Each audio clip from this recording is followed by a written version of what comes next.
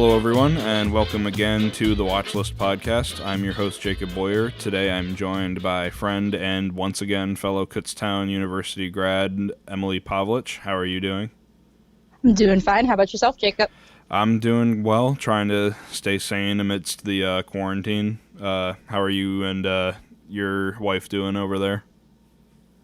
She's still working, but I'm going stir crazy, but keeping busy. Are you, is it a situation where you're working from home, or did you get laid off? No, I'm working once a week at home for like anywhere from 3 to 5 hours. Gotcha. Well, that's But fortunate, I at still least. get paid.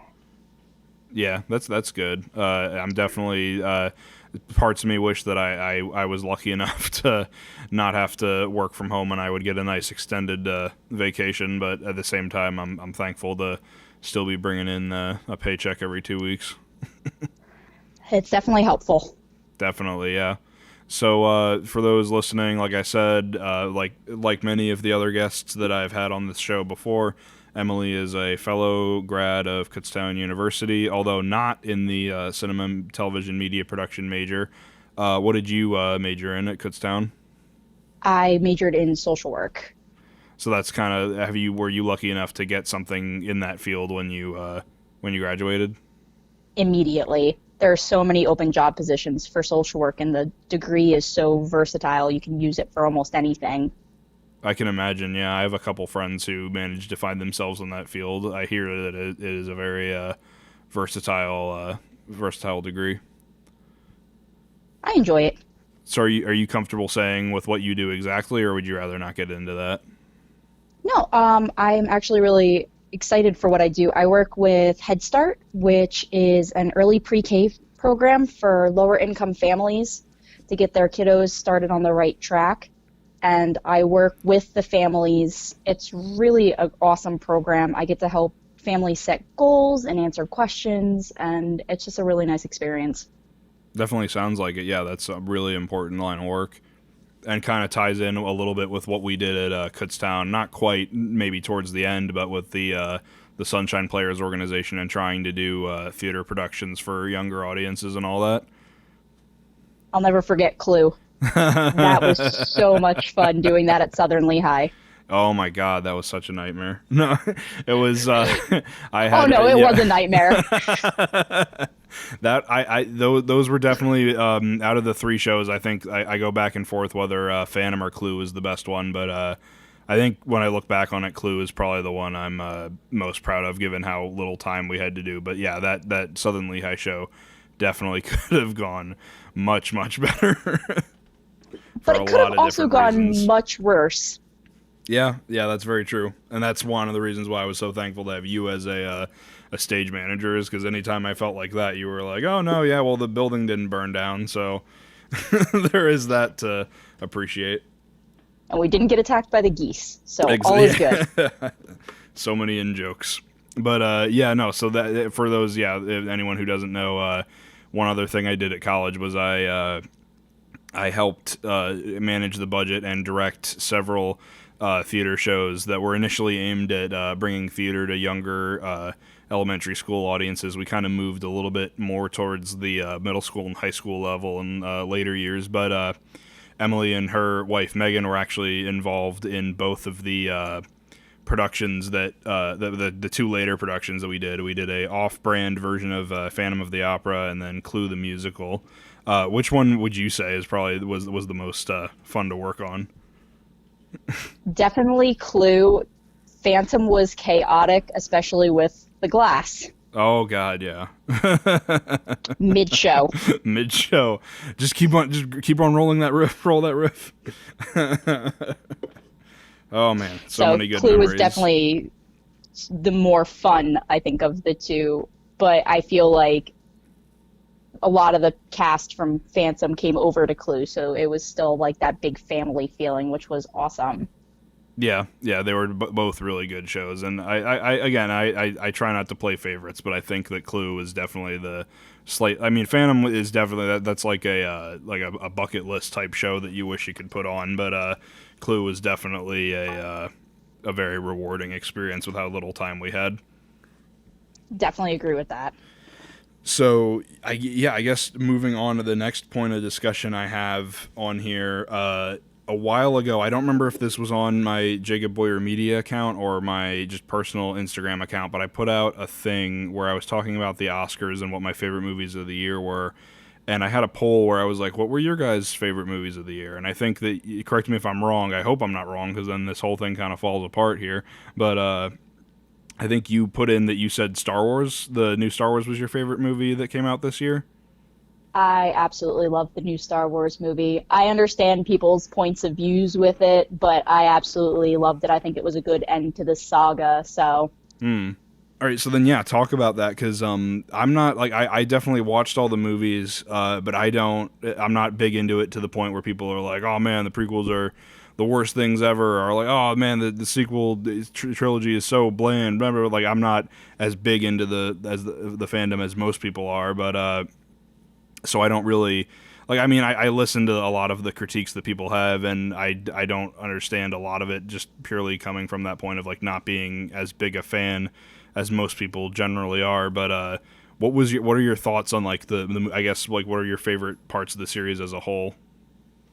So, fun fact, I actually hated Star Wars up until senior year of college, when Megan, who is my spouse, made me sit down and watch the original, so 4, 5, and 6, which are the original. And I had been that person that was like, no, I don't want to watch Star Wars, I don't want to get into that fandom. And I saw those first 3 movies and absolutely fell in love with it. Just the way that they did it, the music is phenomenal. And it was just a different concept. I know people argue Star Trek and all of that. I've never seen a Star Trek movie, so I will not voice my opinion on that. 1, 2, and 3, which are the prequels that everyone talks about, I love the storyline. I love Anakin, but I hate watching those 3 movies because you grow this soft spot for Darth Vader's character before he was Darth Vader. And watching him fall into that pit of darkness to just protect to protect the people close to him and watch it destroy him just kills me. And I'm just like, oh, lovely. So Megan loves the first 3. So we always argue when we're like, oh, what Star Wars movie do you want to watch? And she's like, I want to watch number 2. And I'm like, no, thank you. So it's a divided household amongst the prequels. Always. I honestly really like the new trilogy. I've gotten into several debates with like my brother and people that have seen it about Rey's character being very, what is the term? Like Mary Jane or something along those lines? Like damsel in distress kind of thing? Or no, it's my brother used the term to describe her character, and it's very bland. Oh, plain Jane. That's what it is. Yeah. I've heard that before. Very stereotypical. Girl starts off super fending for herself and then becomes this like super like bad like I'm going to say badass. If you want to edit that out. No. Yeah, no, you can swear as much as you want. I don't care about that.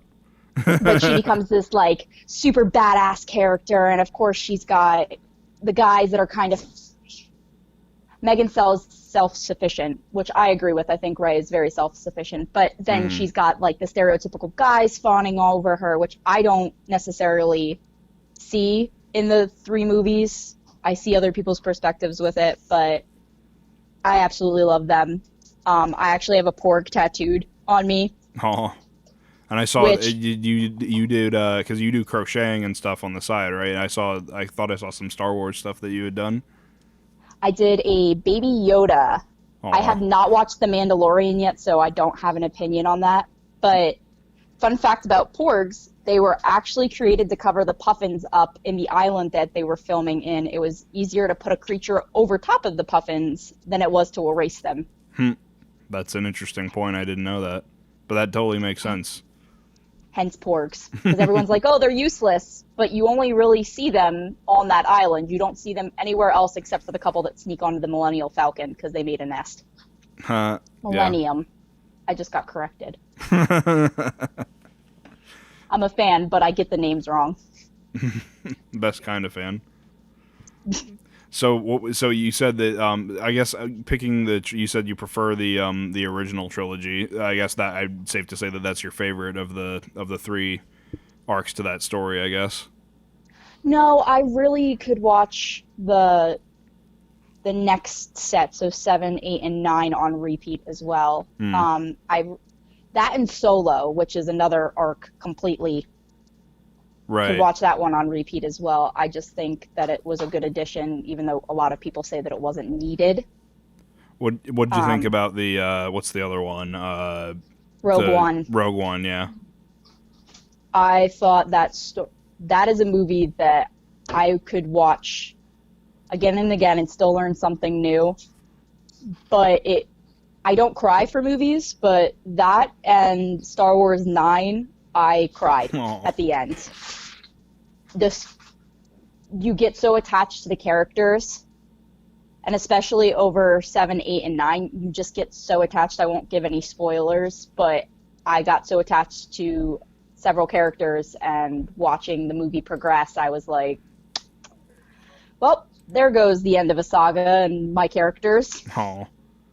It was, I think, like, all things considered, with the fact that Carrie Fisher died in between 8 and 9, and they changed directors kind of at the last second, or directors and writers, I should say, at the last second. I feel like they kind of tried to do the best that they could, but like you said, I do kind of understand a lot of the criticisms that people had with with Episode 9.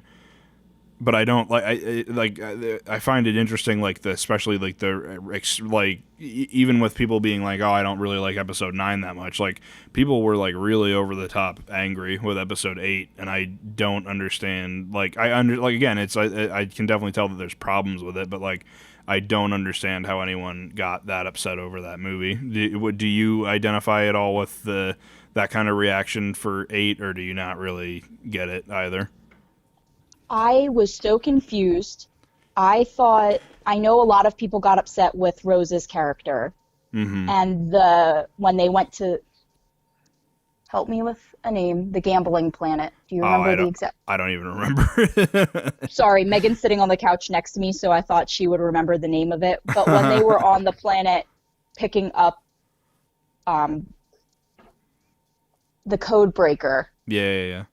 I thought that scene brought a lot of light onto why the rebellion was extremely important. A lot of people argued that scene was completely irrelevant, that they didn't need to have Rose and Finn together getting the code breaker. It was just really frustrating. And a lot of people actually, the actress for Rose dreamed of being in Star Wars, and she actually had to delete her social media accounts because of how much she was being harassed. Yeah, I heard that. That really sucks. For a fandom that's supposed to be super nerdy and you get it, nerds are stereotypically bullied, the Star Wars fandom can be very vicious for no reason. Yeah, I think it was a great addition. Yeah, I don't like the whole anger. I can understand with being a fan of something and being really heavily invested in a storyline and the way things evolve and change for the characters over time. But I think that honestly, the biggest detriment to Star Wars as a concept or as a franchise are the fans, because I think a lot of the it's a double-edged sword, because a lot of the complaints that people had with Episode 8, it feels like they tried to fix in Episode 9 with minimizing Rose's character or trying to keep the action moving along more frequently, because a lot of people complained about the scenes on that gambling planet. And then I think a lot of those things that people they tried to change in 9 ended up being complaints that people had about Episode 9 when that one came out. So it just seems like there's no real way to please the fans. There isn't, and I think that goes for any franchise too. With that, a lot of people were mad when Disney bought that franchise And I think that's when a lot of the complaints started. It wasn't necessarily that they were upset with the way the storyline was going. It was just Disney now owns this. Mm-hmm. So now they expected a whole lot less, which honestly, I think with Disney purchasing it, they were able to get access to a lot of different things that they weren't able to have in previous movies. And I don't think it was any less slow than the previous movies. I think it added that little bit of taking that step back. Even with the original 4, 5, and 6, there were parts that were not action-packed. They were slower and gave a little more background, a little more detail into what was going on. Mm-hmm. Yeah, I totally agree. So I guess one question I feel like I have to ask before we move on from this topic is if you let's say you have 2 hours to kill and someone's like, you can watch one Star Wars movie and one Star Wars movie only, you can't pick and choose parts from all of them, which episode are you going to put on? I got 2 different answers. It's either 7 or 8 I would watch, just because I love porgs. I am absolutely obsessed, and that is one of the main reasons I actually sat down to watch the movie, is I wanted to buy a stuffed porg in Target, and Megan told me that unless I saw the movies, I was not allowed to buy the porg. So we ended up binge watching all of the movies and then went to the theater the next day to go see the new one. That's a hell of a marathon. Oh my goodness. Would not suggest it. And then I guess I don't know. I'm looking at one thing I was hoping to run by. I think I might still be able to in regards to the whole episode 9 issue. One other thing that I kind of wanted to touch on was I said it a little bit earlier that originally Colin Trevorrow was supposed to write and direct episode 9. Let me pull up his IMDb. I know he's famous for the Jurassic World movies, and he was slated to write and direct episode 9, and he dropped out. I don't remember quite why, but apparently either shortly before or right after episode 9 came out, there was a script leak where someone released his version of episode 9 that was very, very different than the episode 9 we got. I'll run a few things by you, and I see if you think. I guess we'll do. Was this better or worse than what we got? If anyone wants to read this article, I'm looking at Collider's Star Wars 9 plot summary. I think is the name of the article. I'll link it in the description. Okay. I'll just read this paragraph right off, and you can give me your opinion on it. As for Reylo, well, Kylo Ren still dies at the end of the. So actually, first of all, okay, so the episode 9 was originally going to be called Duel of Fates, named after that one sting from episode 1. Everyone always talks about the which, I mean, probably aside from the theme, is the most recognizable piece of music from that whole saga, if we're honest with ourselves. Okay, and then this paragraph. As for Reylo, well, Kylo Ren still dies at the end of Duel of Fates, but his arc in the film, as well as Rey's, is completely different. For one, there's no Emperor Palpatine. At the beginning of the movie, Kylo Ren has vanished off to Mustafar, Darth Vader's lava planet, and is wallowing around in Vader's old castle. There, he's haunted by the forced ghost of Luke, and even fights a hallucinatory version of Darth Vader, a la Luke's fight in the cave. So I guess they were going to do a thing from Empire Strikes Back, but instead of Luke and Vader and Kylo Ren, we're going to have a lightsaber battle. That sounds pretty badass. Jeez. Yeah, that would have been interesting. So I guess I don't know. I don't know quite how I feel about that, because I mean, one other thing that I do kind of one of my gripes with the sequel trilogy is that in some way each movie kind of feels like a remake of 4, 5, and 6, if you know what I mean. 7 feels kind of like a soft remake of episode 4. 8 kind of feels like a remake of 5, and 9 a remake of 6 a little bit. Do you find that at all, or not? Or do you kind of look past that? See, I think I look past it. I also feel like I could see where you're coming from with that, There's definitely very similar plot elements in each one, corresponding to the original trilogy, but it's not like an outright copy.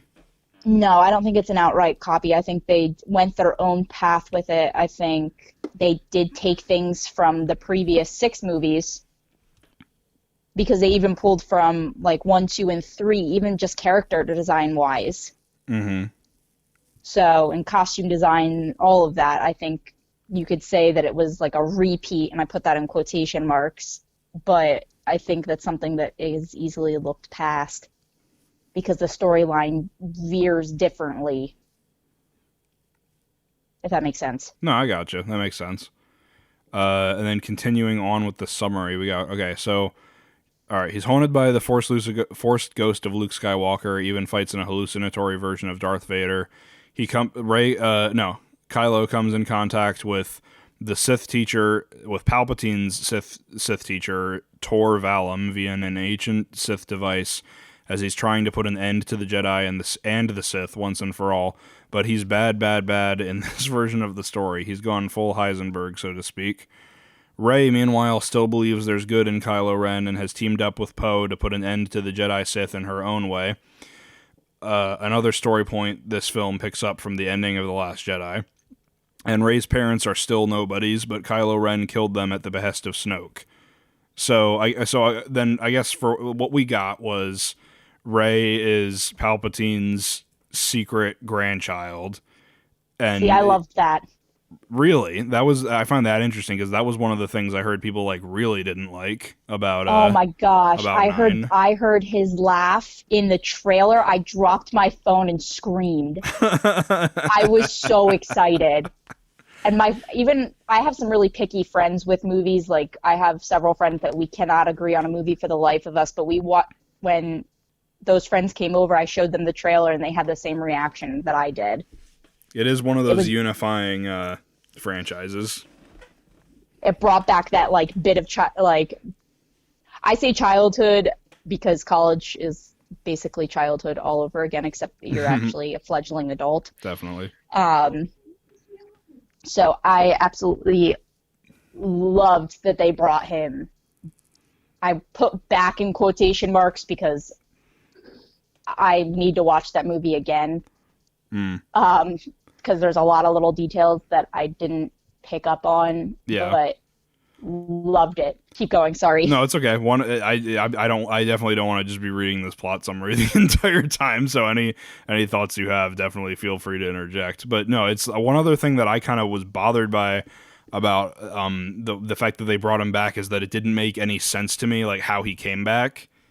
And then I read somewhere, I think they explained in like the novel version of episode 9 that it's either the version of him we see in episode 9 is a clone, or the one that we had seen the entire time from episode 1 all the way through episode 6 was a clone, and that the one that we are seeing in 9 is the original version. Really interesting concept. I mean, that would explain being hooked up to all the tubes. Mm-hmm. And I do like a lot of people thought it was really corny, but I do like the some of the callback lines that he had throughout that entire movie, even though he wasn't really in it all that much. Like where he's like, there are many aspects of the dark side some would consider to be unnatural. Or I watched it with a friend of mine who's a really, really big Star Wars fan, and when he did his when I forget what the context of the scene was, but he I think he tells Rey, he goes, "Do it," like that one moment that always gets memed from episode 3, and my friend just lost it in his seat.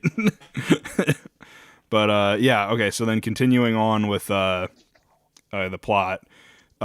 Rey's parents are okay. So yeah, Rey's parents were still generic nobodies, but Kylo Ren killed them at Snoke's order.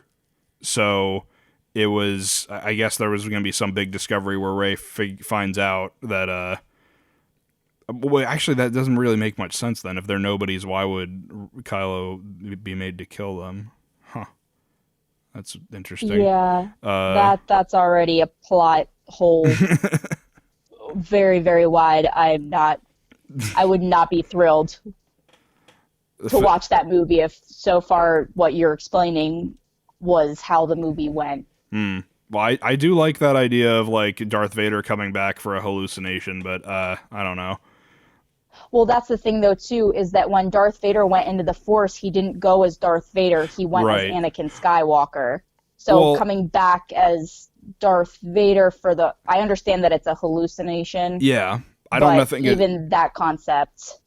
Yeah, I get it, but I feel like it would be kind of considered two different, like it wouldn't really necessarily be considered like him coming back. It would be like Kylo's own head, like kind of playing tricks with him. I would imagine is how they would do it. Okay. And then, so then the finale of the movie finds Rey and Kylo Ren duking it out on the mystical planet Mortis, with Rey getting an assist from the Force ghosts of Luke, Obi-Wan, and Yoda.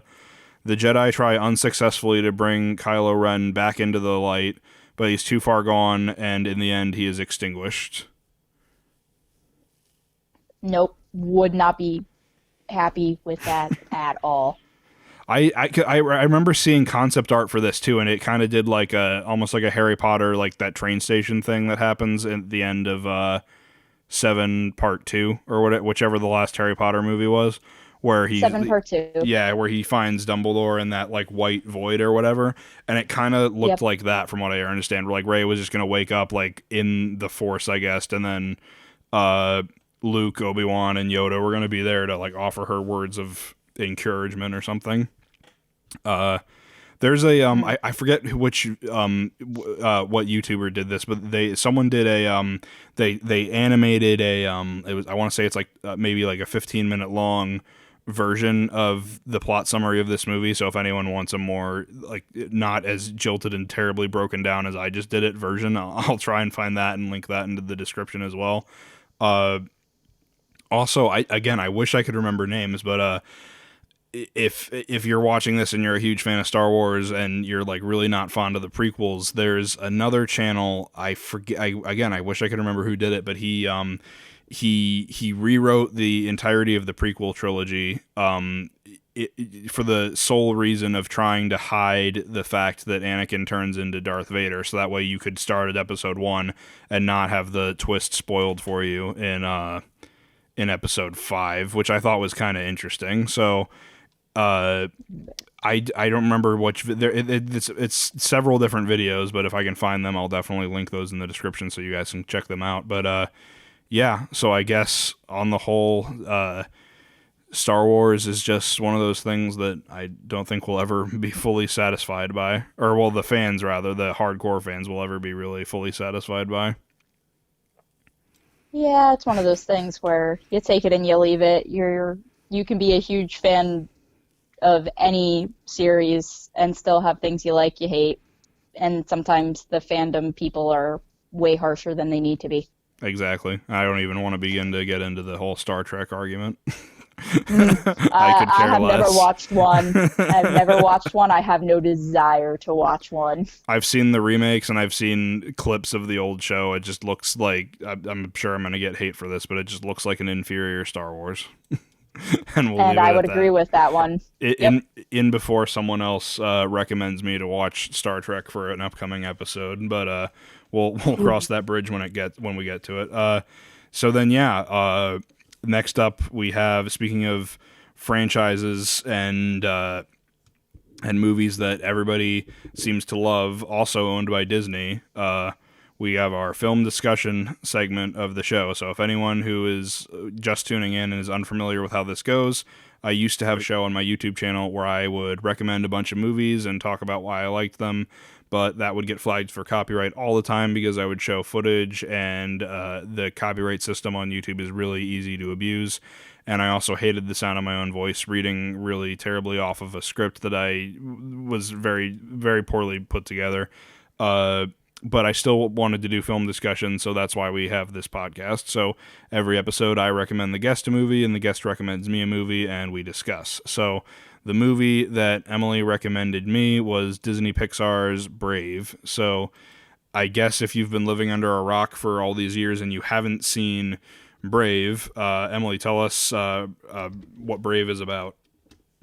So Brave is one of the lesser-known Disney, well, technically Pixar, but they're both owned by the same thing. Yeah. Princesses. She is from the Scottish Highlands and is the heir to the throne, but is basically being made to have her hand fought for by the three other clans. And so the story goes on, and should I give plot twists away? Not quite yet. We'll save the spoilers for once we get a little bit into the discussion. Sweet. I'm glad I asked. Either which way, a whole bunch of stuff happens, and a lot of it turns out to be like plot twisters for the end. So I'm just gonna stop there. Yeah, it's so I guess you said it's one of the ones that isn't as well known as the other Disney Pixar kind of princess movies, which I would definitely I don't know if I'd go so far as to say it's not as well known, but I don't think it's as appreciated as it should be. Yeah, no, because it's everyone always has the fight over whether or not Frozen or Tangled is better, but I don't know if we're gonna pick between the three of them, I'd rather sit down and watch Brave than I would Tangled or Frozen. I just find the story more enjoyable. Yeah, definitely would agree on that one. I think as a newer Disney princess movie, it's definitely, I love the storyline for it. And it's just got a lot of, I don't know how to describe it in like actual words, except that it's got a lot of different little parts and little things that I wish kind of were explained a little more as well, like the Will of the Wisps. Mm-hmm. Kind of wish there was a little more explanation for that, but I also believe that's actually like a Celtic myth. Right. So that goes into like actual Celtic mythology as well. So that's something that maybe I will look into later. Mm-hmm. Yeah, no, it definitely is very like one thing I will say that I enjoy about Disney Pixar is that whenever they do a film that is like set in a very specific region or a very specific time period, they always kind of go out of their way to like really make sure the art and the music I mean in terms of like the actual like character designs and models and all that, it is very much still like the Disney Pixar like design, but the actual like artwork and whatnot in the film itself and the music is always very reminiscent or designed to the tune or to the image of the period or the culture that they're working in, which I think is always a very nice touch. Like I love the music for this movie. Yeah, I absolutely enjoyed the music. I actually have the soundtrack. I must say, like, because we you recommended this a while back. We had to keep on pushing back the scheduling to record this episode. So it's been a while, like a few weeks since I've seen it, but that the final song that plays like kind of at the very end, like the riff has been like stuck in my head the entire time. Like I'll be working or doing something else, and I'll just kind of start humming it along in my head, and I'll be like, "Oh, damn it, not again!" But yeah, no, it's really good. But yeah, no, so. One other thing that I kind of wanted to talk about, we can use before spoilers, was one thing that I had read or heard, I forget how I found out about it, but originally they had a woman was going to direct it. Her name was Brenda Chapman. It was originally going to be called The Bear and the Bow, and she came up with everything. She did the script. She came up with the concept and all that, and then she was originally slated to direct, and then almost immediately when they went into production, she was replaced with somebody else over disagreements between her and the head of Pixar, which I thought was kind of interesting because like I didn't really read exactly what her plan for the movie was in terms of like how different it is between her idea and what we got, but from what I understand that there are some key differences. I don't really know if any of them are available, but I think that I would be very interested in seeing what she would have come up with. Let's see, what else has she done? I like the title. Yeah, I guess you could maybe argue that it like spoils it a little bit, but not quite. Not necessarily, because in the first clip you see, oh my gosh, it's been Mordu. You see him with the father in the bow and presenting her own bow, so you could go on thinking about that before the rest of the movie happens. So I understand what you're saying about the spoilers, but you could think of it in that way as well.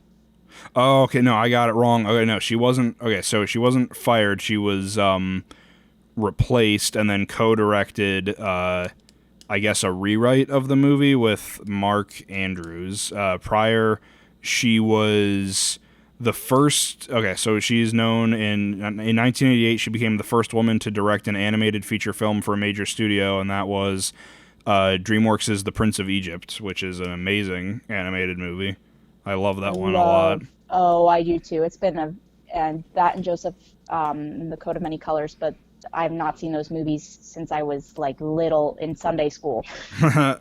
But yeah, no. So she is definitely an achieved director. So I do kind of wish that we got a maybe if there could be like an episode 9-esque plot leak of what her original plan for the movie was. I wouldn't mind seeing if it differed at all. But yeah, no, interesting. It's definitely Brave is it's a very enjoyable movie. I will admit I'm not like as big into the whole Disney Pixar craze as everyone is. I know a lot of people are like you have the diehard people who are like, oh, Frozen and Tangled, but I think like as a whole our culture is very like, oh man, Disney Pixar is great, they can never do anything wrong.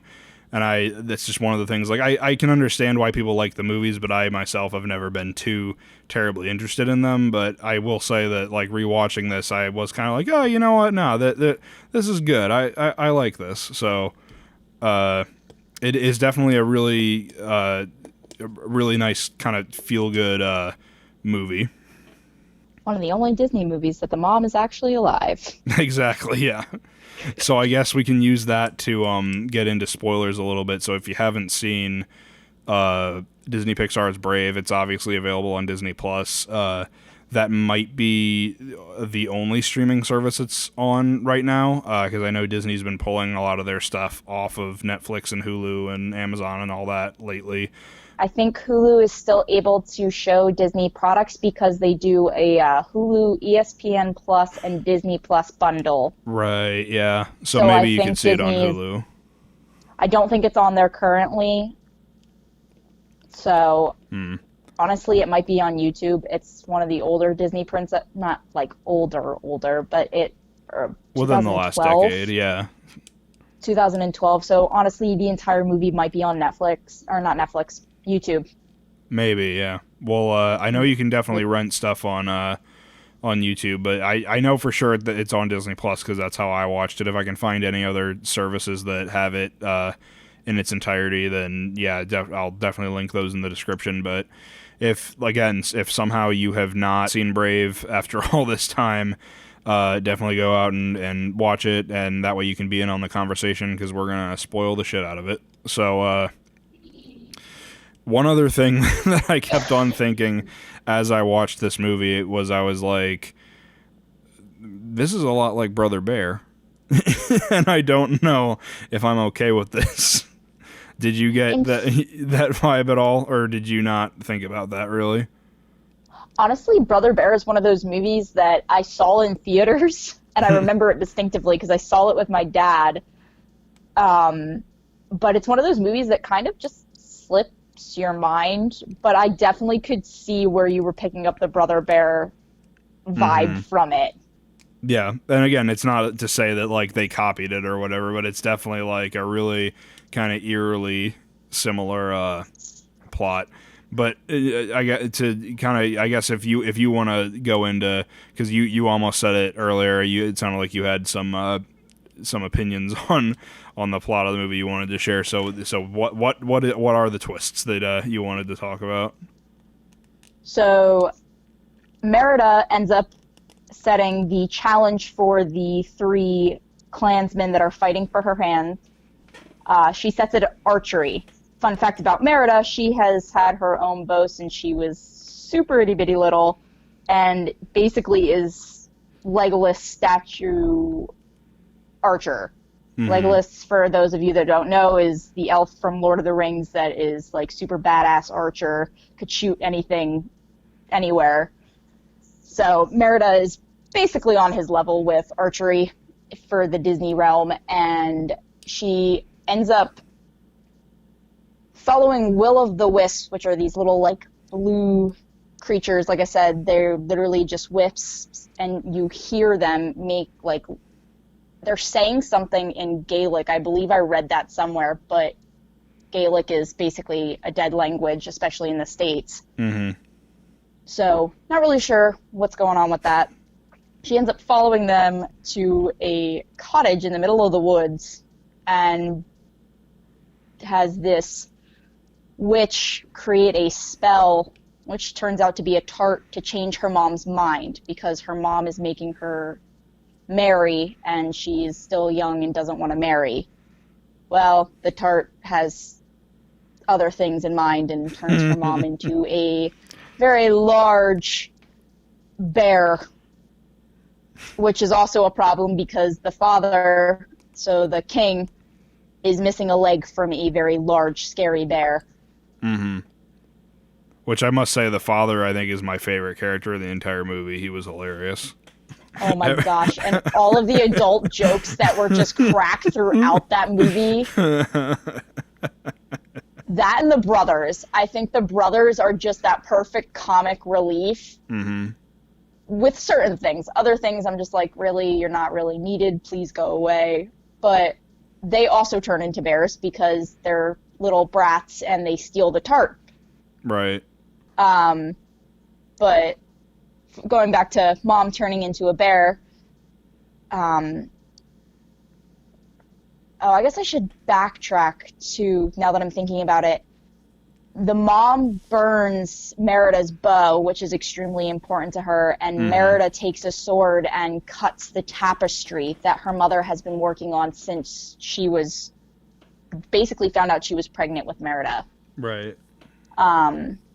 Integrating their families, and tapestries in that time period are extremely important to tell the stories and to pass down through lines. Mm-hmm. So Merida putting a sword through it, cutting her mom and her, basically they're holding hands in the tapestry, gets cut. So that plays an extremely important role for later on in the movie as well. Mm-hmm. One of the things I kind of wanted to put in there was one of the drawbacks I kind of had with it is, like, you joked a little bit, like one of the few ones where the mom is actually around, but I do think that while I do enjoy the movie, some of those Disney tropes are definitely evident. Like, you have the whole princess who wants more than what she has and has this, like, longing for adventure rather than the standard life that's expected of her. So I in that area, I feel like it is kind of like beating a dead horse a little bit.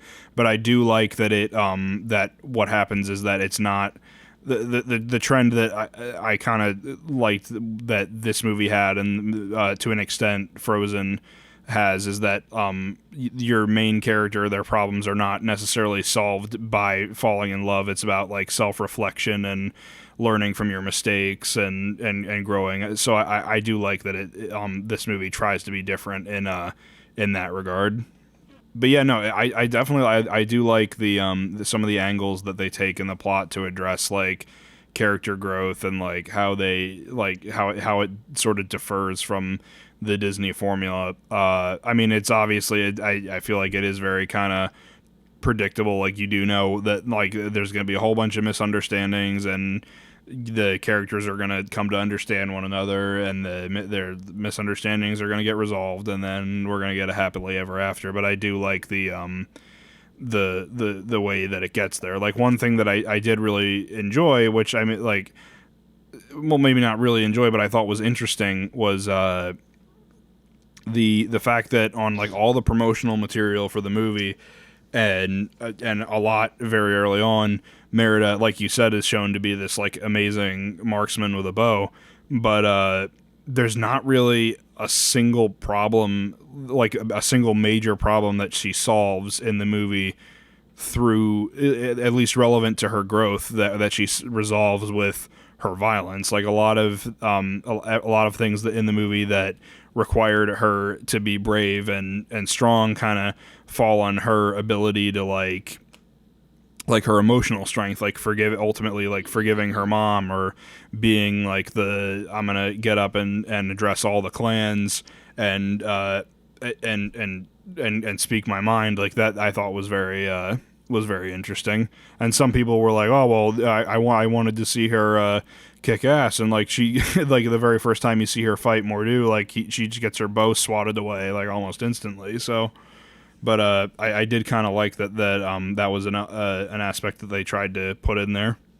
Yeah, I would definitely agree with that. And even with her being badass and fighting, that's not what the movie was about. It's a kids movie. Mm-hmm. If they wanted to make some badass character, they would have done something completely different, and honestly probably would have made it male. Exactly, yeah. To be fully honest with that, Disney has a tendency for doing that, and I think that's why they're trying to push so much with Frozen and Moana, and all of these like newer Disney films are focusing more on female power, and I think it's because they've realized, oh, we've kind of put females in a corner. Right, yeah. But I think that's a whole different can of worms. Mm-hmm. But yeah, I definitely agree. So she wasn't meant to be this big badass fighter. That wasn't the point of the movie. The point of the movie was to show that she could actually emotionally and mentally take over for when her mom and her dad did pass, and that she's coming into that mindset of she can still be a kid, but responsibilities need to be picked up as well. Right, yeah. Which I think they definitely communicated it very, very, very effectively. But yeah, no, I guess like that's kind of where I stand on Brave. It's a very, I would agree with you in that it's overlooked and not as appreciated as some of the more successful Disney Pixar movies. But it is definitely one that, if again for whatever reason you haven't seen, you should definitely check out. Yeah, most definitely recommend it. As someone who doesn't really appreciate Disney Pixar as much as most people do, to find myself turning around and be like, oh no, yeah, that actually is really good, I enjoy that, then I feel like anyone who is cynical about Disney Pixar can definitely find themselves enjoying this one. But then, and even if you don't like the storyline, I think the art, the animation, I mean, out of all the Disney animals, I think Angus the horse is the most realistic looking thing that I've seen. So the artwork style is really cool, and the music is just really classic Celtic music with some modern twist to it. So even if you don't like the storyline, definitely check it out for the soundtrack or for the artwork. Right. Actually, here, one other thing that I just thought of. Are you familiar with the Disney, the whole like the theory that every Disney Pixar movie is connected into one coherent timeline? Are you familiar with that theory or no? I think that is an absolute crock of shit. Oh boy, I can't wait for you to hear this then. Okay, so again, I'm reading this right off of PixarTheory.com. So I'll just get your snap reactions as this goes. Okay, so again, we're working under the theory that all Disney Pixar movies are, or at least Pixar movies, are under the same one coherent time frame, or timeline rather. So, all right, so we start with Brave. I'm just going to read right off the site. You guys can go on the site and read along with me, and I, from the sound of it, listen to Emily's cringe reactions as we go. But it all starts with Merida discovering the will-o'-the-wisps, and the magic turns her mother into a bear. This magic is why animals and inanimate objects, brooms and tools, behave like humans. Magic was utilized by a witch who mysteriously vanishes through wooden doors. Eventually, the magic from the Will-O'-the-Wisps would lead to the birth of superheroes, which leads us into The Incredibles. What the fuck? Superheroes maintained order in the world, but Buddy, a wannabe superhero, created two things for the demise of superpowered humans: self-serving AI bots like the Omnidroid and the high-tech zero-point energy.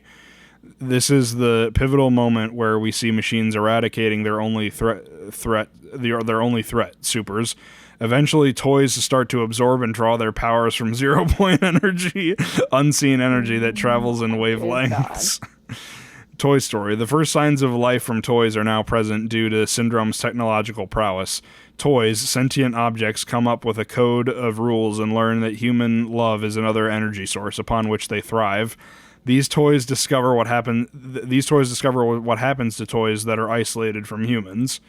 The toys discover that it is dangerous for them to be isolated from humans. We start to see inanimate objects question their purpose in life. For example, Jessie resents her owner, Emily, for abandoning her. Resentment towards humans was not only carried by inanimate objects, but by animals as well. Cut to Finding Nemo. In the ocean. Oh my god. In the ocean, we find that fish are incredibly advanced. They have schools, a network, and a freeway system. We discover that humans are polluting the earth and experimenting on them. Dory was one of the animals that was experimented on, which is why she is forgetful. There are signs. How the fuck is she back in the office? The ocean. There are signs of resentment growing towards humans for polluting the environment, stealing fish, and caging them. Animals begin to be more curious and carry more humanistic characteristics. In Ratatouille, Remy discovers his love for cooking and displays human characteristics. Some of them are walking on his hind paws, cleaning his hands, reading, and cooking. This is the first time we see personal interaction between human and animal, but it is for the purpose of controlling humans. Remy controls Linguini because Linguini does not know how to do anything. We see that Remy's rat clan does not approve of the humans and feels both fear and hate towards them. In Toy Story 3, 3 years later, toys have gone through a lot with humans. If you've seen the movie, you can tell why most of the toys have had it. Being abused physically and emotionally by humans.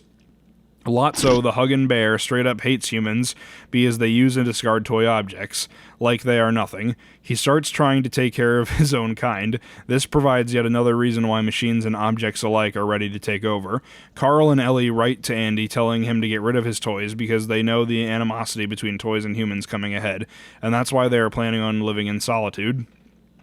In Up, Carl is forced to give up his house to a corporation, B&L, because they are expanding the city.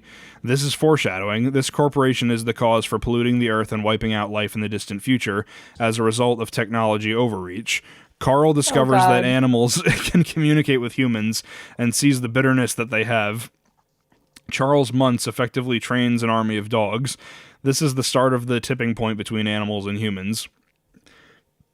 Years later, the uprising between animals and humans begins. Who do you think won that war?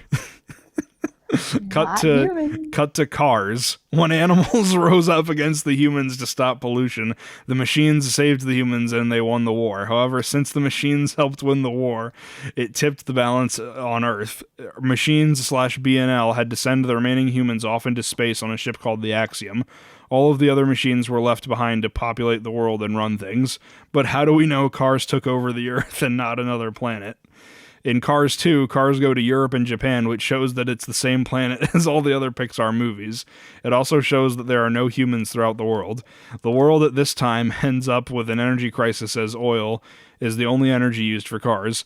Alanol Corporation was using green energy as a catalyst for a fuel war in order to turn cars away from alternative energy sources.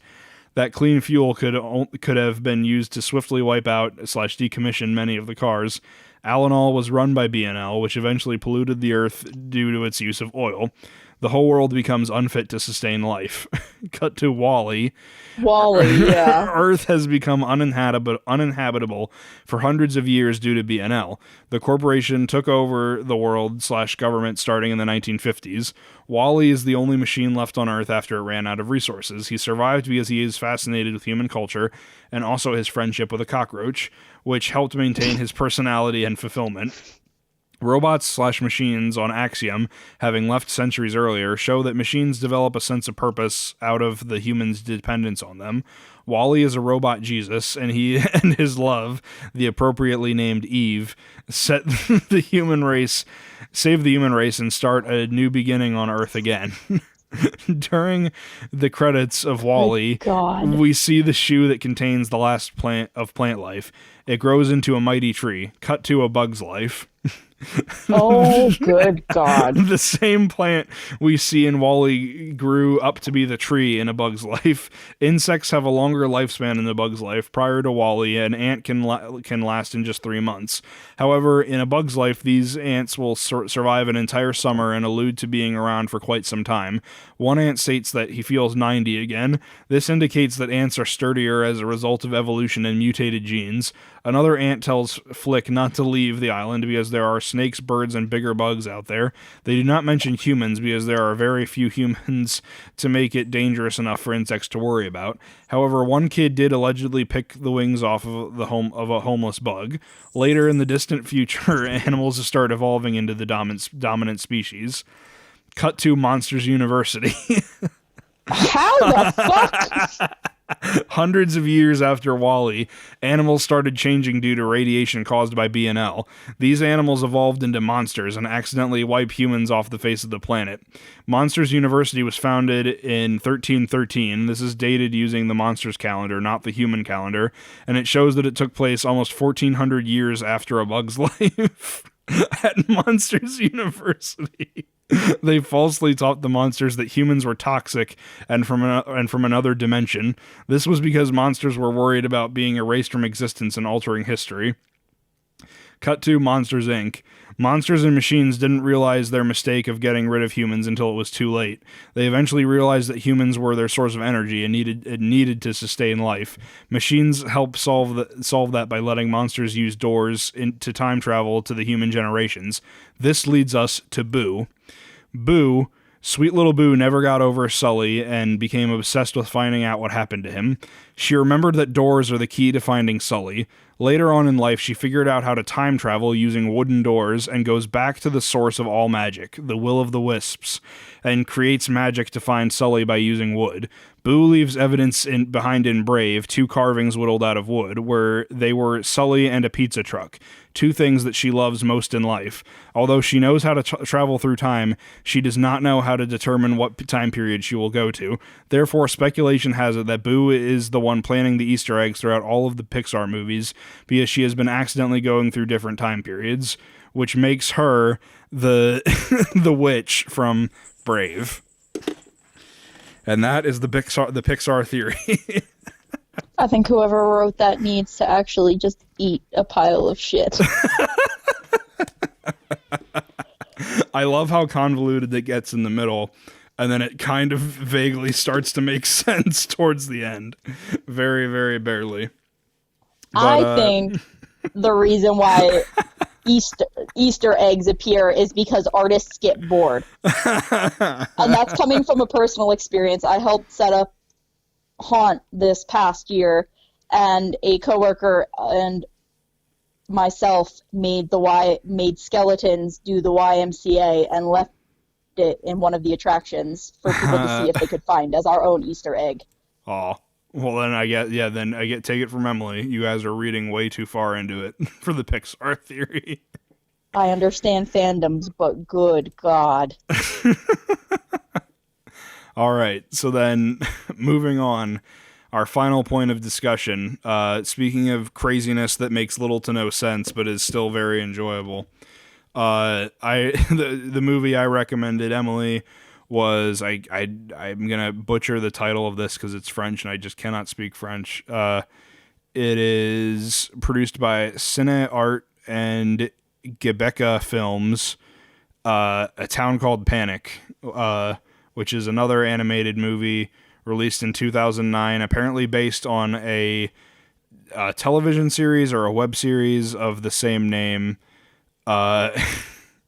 And I don't even really know how to summarize the plot. Actually, one thing I should say going forward is that originally our scheduling got kind of screwed up. Originally, when I had said that we would have Emily on, I recommended a movie called The Secret of Kells, which is a fantastic movie I think you should check out. But Definitely agree with that. I had seen that movie previously.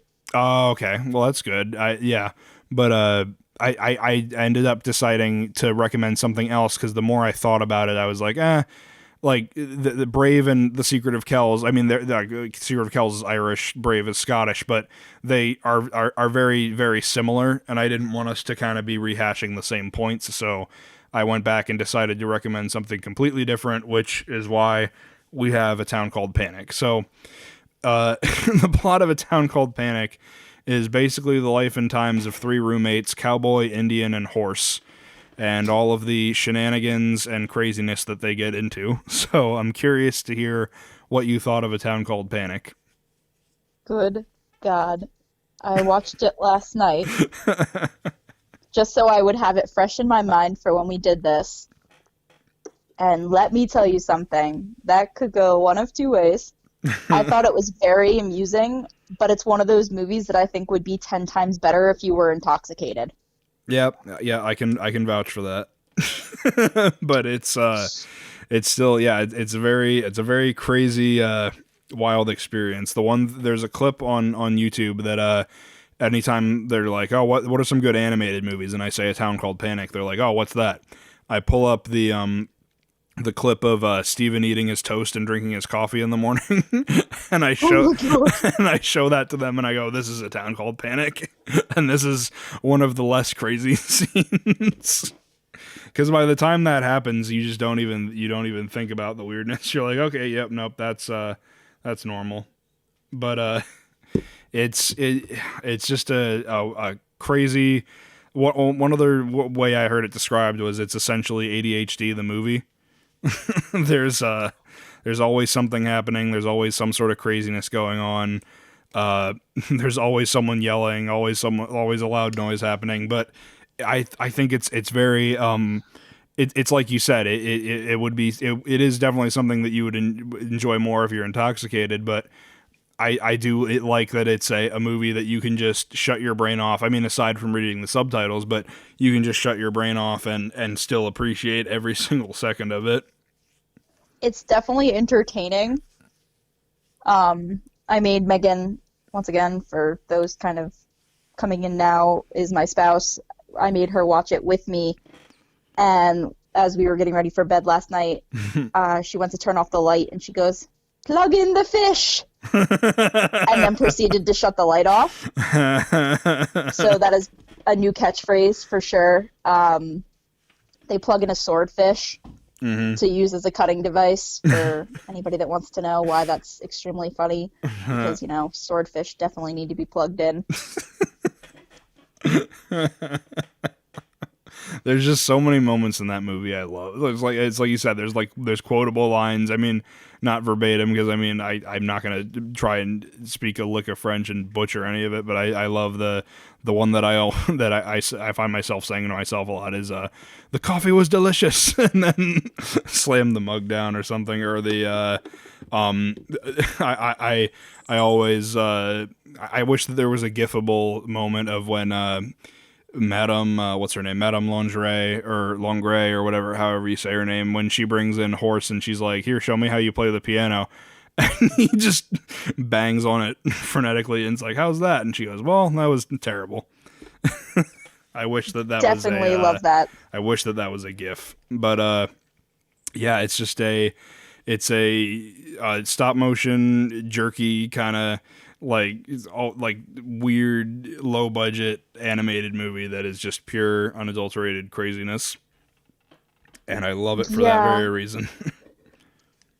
Well, and I got super excited in the beginning because I thought it was the animation style switches.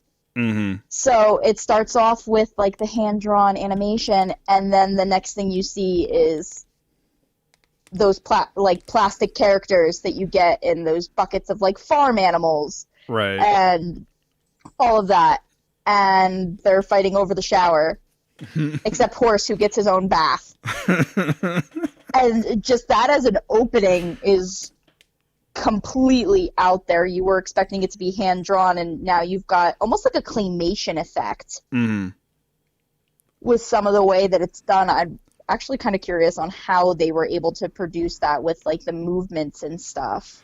It probably is just like a lot of the same, because it's not really fluid, so it is probably like a lot of like just the same sort of like character model, like printed or molded into a bunch of different positions, and then they just swap out the entire figure whenever they want a piece of movement, if I had to guess.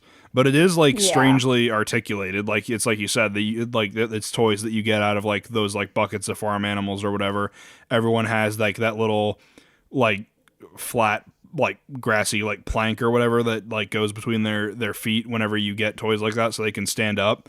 And even down to like the animation, like sometimes that'll disappear, or like they'll put a leg up and it'll get smaller and like in a weirdly like fluid way. So it is kind of like it's very kind of it's not very involved stop motion, but it is like there is some thought going into it, and I like that. But I also I have to say I like that you started off your summary with you were kind of or not confused, but like it was strange to see it go from the 2D to the 3D animation. And I was gonna say I think that is just a testament to the movie that it's that, and the way that you've processed it at this point, that you aren't starting that off by saying, I thought it was weird that there's a cowboy and an Indian and they're roommates with a horse, and the horse has to go pick up all the other animals from music school because it's his birthday and no one else can find out. I think it's just funny that Horse is basically Cowboy and Indian's dad. Cowboy and Indian are just such children. They share a room together. They literally to go plan Horse's birthday present, because of course they forget like children do. They're like, oh, we're gonna go tidy up our room and like sulk up the stairs. And it's like, yep, definitely a role reversal right there on the Horse is now basically the parental figure for these two children. Exactly. And they're not children. They're full-grown adults. Oh my god! I guess we'll get into spoiler. I mean, like, there's not really like everything about this movie is kind of disjointed and just like kind of happens almost for the sake of randomness. But if you do care about spoilers for A Town Called Panic, you should definitely check it out. I believe it's available on Amazon Prime. I think you can rent it on most other streaming services, maybe YouTube. It's not on Netflix. I don't think it's on Hulu, but yeah, definitely it's free on Prime. That's how I watched it. I also own a DVD of it. And I also think if you see this movie and you just can't get enough of the characters, a lot of the individual like episodes and sketches or whatever from the web series or television series or whatever that this is based on are also available on YouTube. So yeah, you should definitely go check those out. But one thing that I feel like that you can say about this that you can't really say about most other animated movies is that you have like no idea where it's going at any given time, and I love that. Absolutely no clue the entire time we're sitting there, and it's like, what's happening now? What's up next? Oh, a giant penguin in the middle of nowhere with snowballs. All right, guys, let's go. Oh my god! It just like it starts off crazy, and it just says, okay, now how can we make this crazier? And it always like exponentially increases. And ends on an even crazier note with fireworks. Exactly. Legitimately, guys. Oh my god! But it is kind of like like I said to the whole like to the point of it, like you can just kind of shut your brain off. It is like.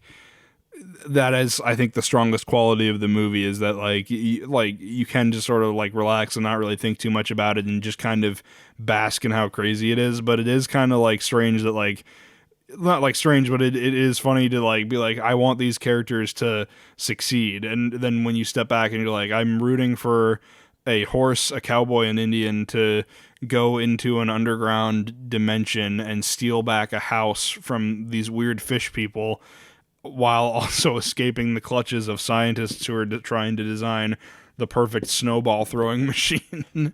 It's just, it like really kind of is like, are you sure you still want to stick with this? Can you handle how crazy we're about to get?